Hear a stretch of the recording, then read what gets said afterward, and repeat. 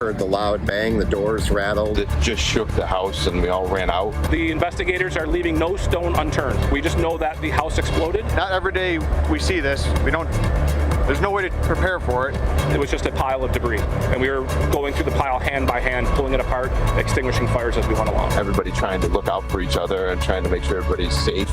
I've long said that when things are at their worst in Western New York, the community rises to be their best.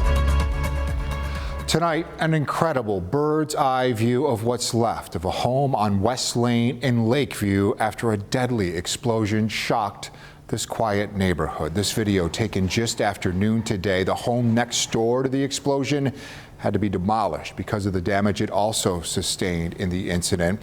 The explosion happening just before 9 last night. We now know 78-year-old Joeen Pease died in the blast. Her husband, 78-year-old John Pease, was rescued from the rubble and is now in critical condition at the hospital.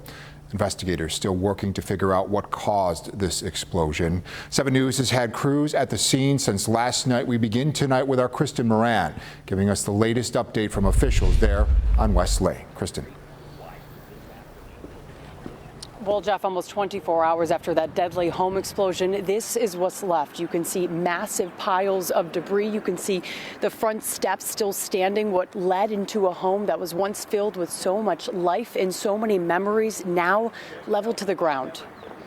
High above this West Lane neighborhood in Lakeview is a bird's eye view showing the full extent of the deadly home explosion. Not every day we see this.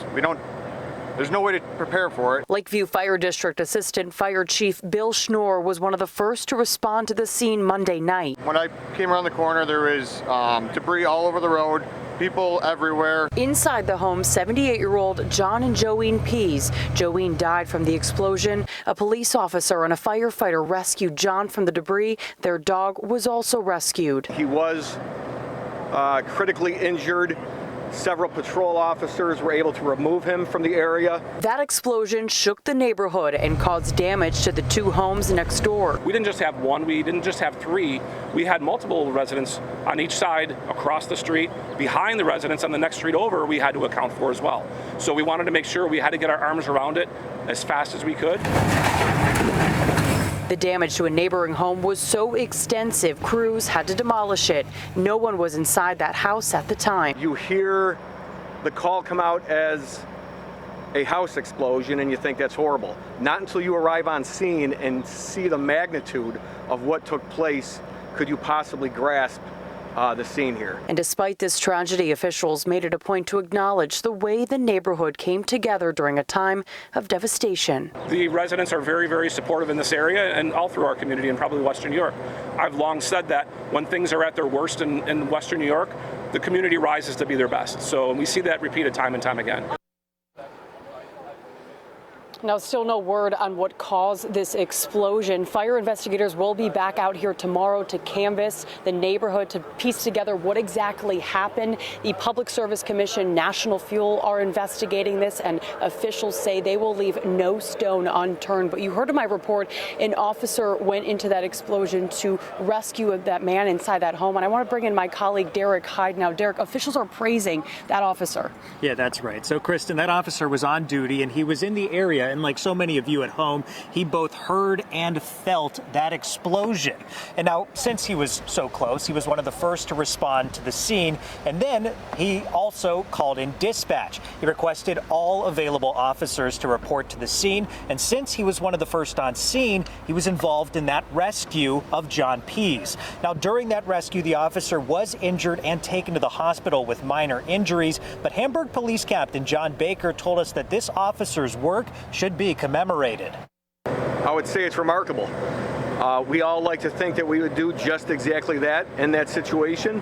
Not until you're put in that situation do you really know. He acted bravely and he did an amazing job, and he should be commended for that.